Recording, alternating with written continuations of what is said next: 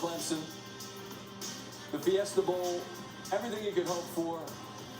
Lawrence and Fields coming out of high school, depending on which services you regard as the most accurate. They were 1 and 2.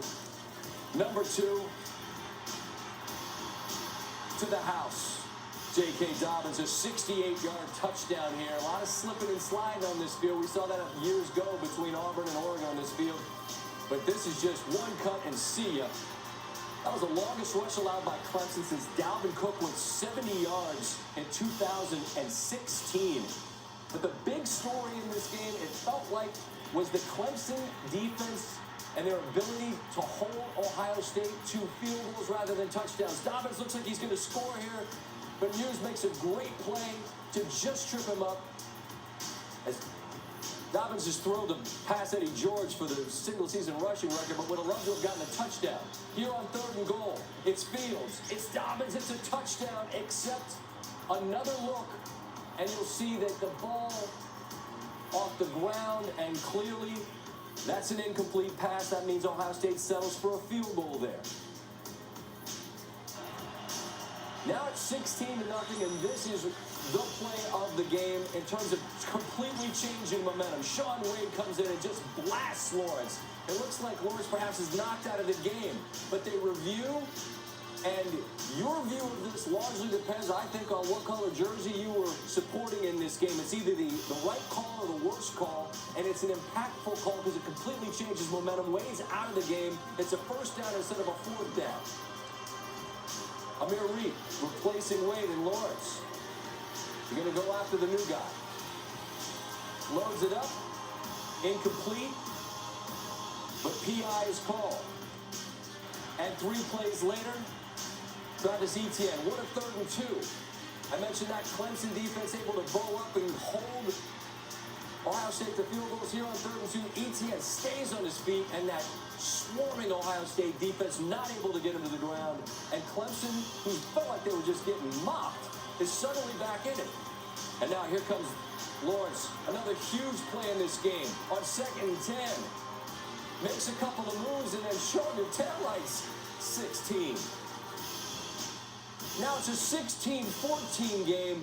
A couple of great moves from Lawrence. Clearly this was part of the offensive game plan for Clemson, and it worked.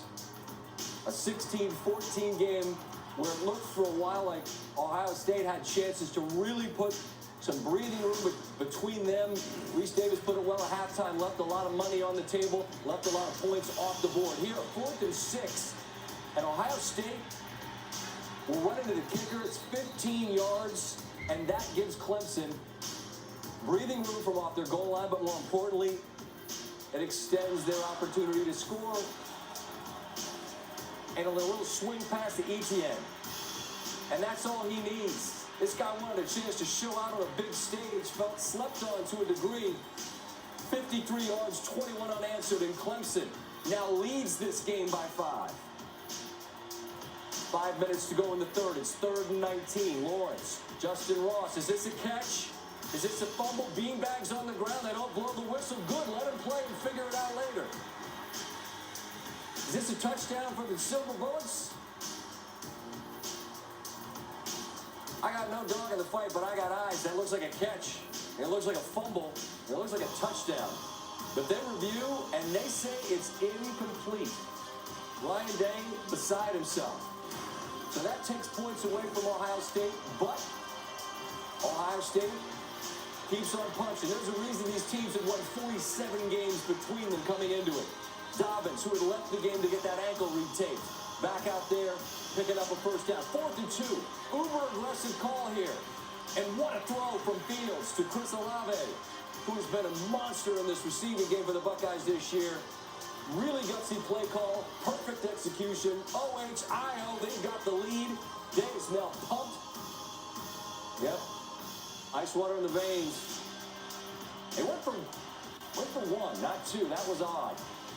Big drive coming here late. They were backed up on their own, 6-yard line, and it took them 4 plays to get down the field. You're thinking a field goal? Lawrence is it. Amari Rodgers, 38 yards. And then the old Tebow play kind of worked their way toward the line of scrimmage, and it's Etienne again. Out in the middle of that secondary, and he finds his way into the end zone. Not a field goal, a touchdown, but didn't leave too much time on the clock. Ohio State didn't go for 2 earlier. They hadn't gone for 2 all year. Neither had Clemson. When you beat everybody by 5 touchdowns, you don't have to go for 2. Here they do, and it's a completion.